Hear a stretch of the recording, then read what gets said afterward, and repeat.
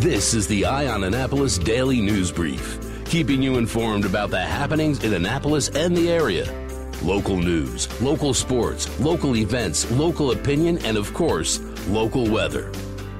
The Eye on Annapolis Daily News Brief starts now. Good morning. It's Friday, March 1st, 2019. This is John Frenaye, and this is your Eye on Annapolis Daily News Brief. Okay, kids, first things first. We have a little bit of snow. It's the best kind of snow, this kind of snow that doesn't stick to the roads or the sidewalks, so I don't need to shovel it, but that means you get a 2-hour delay in Anne Arundel County Public Schools.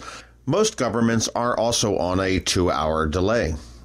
Attorneys for Jarod Ramos, the man accused of killing 5 people at the Capitol Gazette newsroom back in June, say that the prosecutors have not provided them with enough factual details involving the case as they weigh changing his plea to not criminally responsible due to insanity. The state's attorney did tell the judge that the state has provided information about the essential elements of the case against Jarod Ramos, and there will be no surprises at the trial.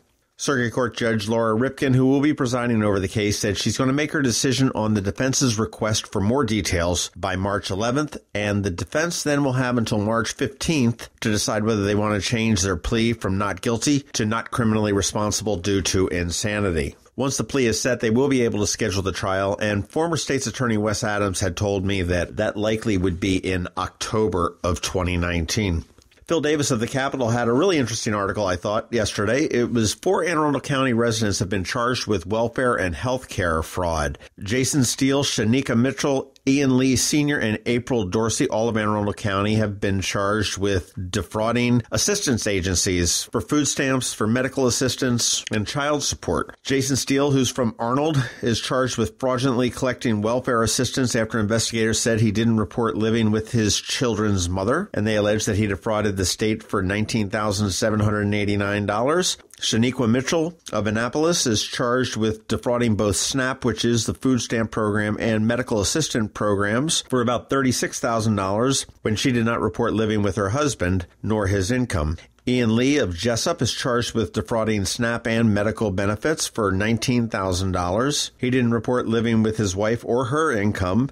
And April Dorsey of Annapolis was charged with defrauding child support and SNAP benefits for $15,000 because she did not report her annual income as a hairdresser in either 2016 or 2017.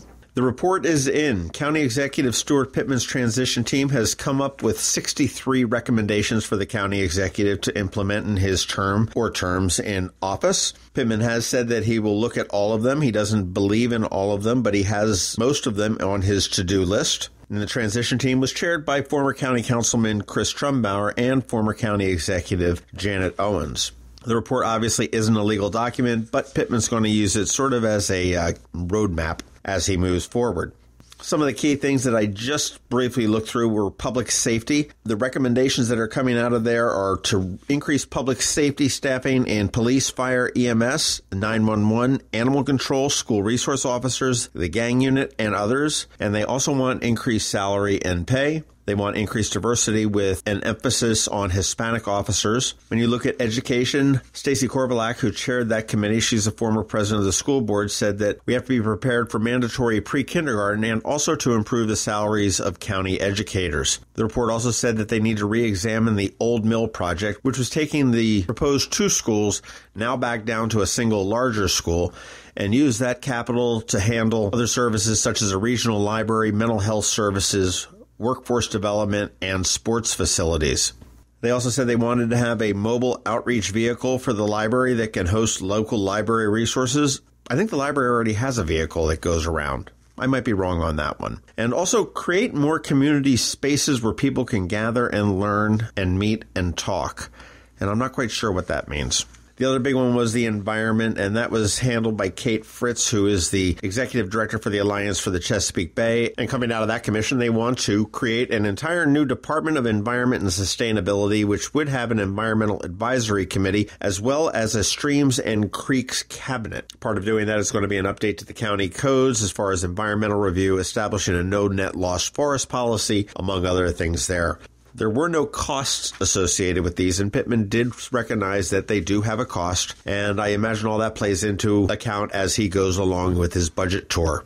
Just an update on Delegate Marianne Lisanti. I still think she's going to resign, but she says she's not. Last night, she was censured by the House of Delegates, saying that she brought dishonor to the entire General Assembly of Maryland. After the vote, she did say she would not resign, despite the calls for her to do so by pretty much everybody. In her statement, she said, "I recognize that some have rushed to judgment without information and freely jumped on the bandwagon of condemnation, likely for their own political expediency." The vote for censure was 137 for, 1 was an abstain, 1 was excused, that was Lisanti herself, and 2 delegates were not present. And censure is a, quote, punishment in the General Assembly. And what it is a public expression of the House's disapproval of a fellow lawmaker's actions. I think the last person I remember was censured was former delegate Tony McConkey. What I think is kind of interesting is that Lisanti says she is not going to resign. And at one point when questioned about using the racial slur, she said she didn't specifically recall it, but everybody has used it. And now in her most recent statement, she says, "I am sickened that a word that is not in my vocabulary came out of my mouth. It does not represent my belief system, my life's work, or what is my heart." I don't know. Just a week ago, she was saying everybody used it. I still think she's going to resign before the end of the day. All right, that is about it for the top news today. Please make sure you're checking out eyeonannapolis.net throughout the day, because we do update it throughout the day. We don't know what's coming down the pike. Check out that first link in our show notes. Find out all the different ways to connect with us. And if you're someplace where you can give us a rating or a review, please do that. Today? Recommend us to your friends and colleagues. And because it is Friday, we have our list of things that we think you might be interested in, as well as George Young with your local DMV weather forecast, all coming up in just 1 minute. Our classes are the perfect size, which means we get to know each other well, and our teachers know us. Visit St. Andrews Day School's open house, Friday, March 8th from 9 to 11 a.m. or call 410-266-0952 for a tour. Going out? You need the most up-to-date local weather. Here's George Young from DMV Weather in Annapolis with today's forecast. Hey everyone, this is George with DMV Weather, and this is your Eye on Annapolis forecast for Friday, March 1st. Holding true to form, March comes in like a bit of a lion today, with cold temps and light snow this morning across Annapolis and all of Anne Arundel County, with daytime highs today in the upper 30s to maybe lower 40s.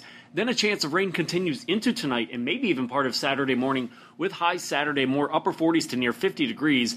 Then Sunday follows with yet another chance of rain that could turn to snow in the overnight hours into Monday morning as an Arctic front moves through the region, setting the stage for a very cold week next week in which highs might not make it out of the 30s all week. So stay dry out there the next few days and stay tuned for updates on any additional snow chances, especially for the Monday morning time frame as they develop.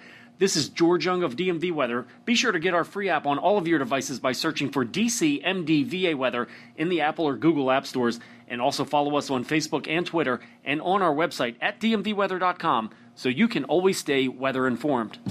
Join Anne Arundel Medical Center Foundation on Saturday, April 27, 2019 at our Denim and Diamonds Bash in Annapolis. Denim and Diamonds is a fun evening under the stars featuring fabulous cuisine and gourmet food trucks, live and silent auction, and a live band. Last year, AAMC cared for more than 2,000 patients in our emergency departments suffering from mental illness or addiction. Help us expand much-needed inpatient and outpatient programs and services for your community. For tickets and sponsorships, visit aamcdenimanddiamonds.org. Special thanks to our platinum sponsors, AAMC medical staff, the Chesapeake Bayhawks, Comcast, the Evan K. Thallenberg family, What's Up Media, and WRNR.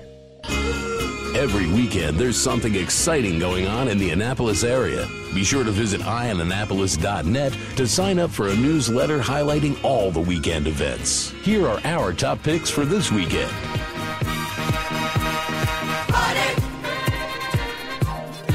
Thank God it's It is the weekend, and there is an awful lot of things going on here.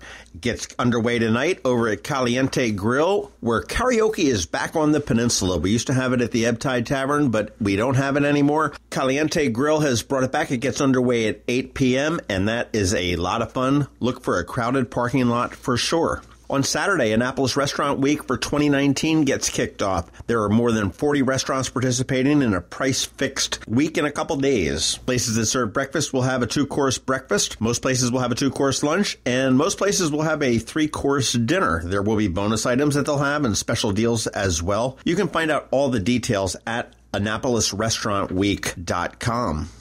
Also tomorrow night at St. John's at the Key Auditorium, it's the Caritas fundraiser. It's Capitol Steps. They're an awful lot of fun. And if you have been watching anything that's been going on in Washington, D.C., you know that this will be an hysterical night. Tickets are $55 a piece, and you can get them at sjc.edu/Caritas, Caritas. Key Auditorium at St. John's holds about 600 people, and you will be able to get tickets at the door for a $10 premium. They're $65 at the door. If you've never seen Capitol Steps, highly, highly, highly recommend them.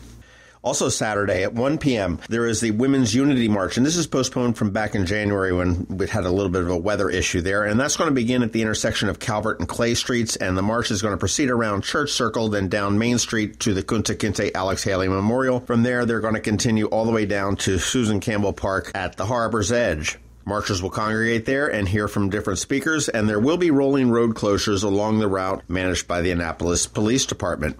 Sunday, really actually the second day of Restaurant Week, it's going to be a Mardi Gras festival at Market Space. This is the road right behind the Market House, between like the Market House and Federal House. From noon to 5 p.m., they expect to have about 1,000 people will be jammed in there for a Mardi Gras celebration. It is sponsored by the Downtown Annapolis Partnership. It's going to have live music. The Annapolis Brass Band will be there. Cajun food, drinks, activities for children and adults. Plenty of beads, but I heard on our podcast that we talked with Eric from the Downtown Annapolis Partnership last week. Go check that out on the Maryland Crabs, by the way. He said there would be no ways to earn beads just yet. We'll figure that out. And finally, looking forward into Monday a little bit, it is the Maryland March for Life. This is an annual event. It starts at about 6:30 p.m. at St. Mary's Parish. And marchers are going to take Duke of Gloucester Street to Green Street, up to Main Street, up around Church Circle to College Avenue, down Bladen Street, and they're going to end at the Treasury Building, where they'll have different speeches. Annapolis Police, again, will be there to assist with road closures and to provide safety and make sure that everybody goes home safely.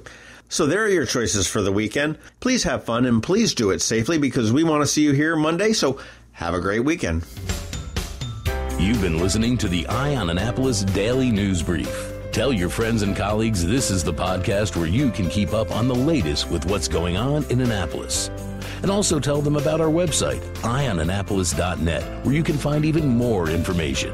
This podcast comes to you every Monday through Friday at 7 a.m., keeping you informed with the Eye on Annapolis Daily News Brief. And take a moment to listen to our other podcast, The Maryland Crabs, released every Thursday at noon.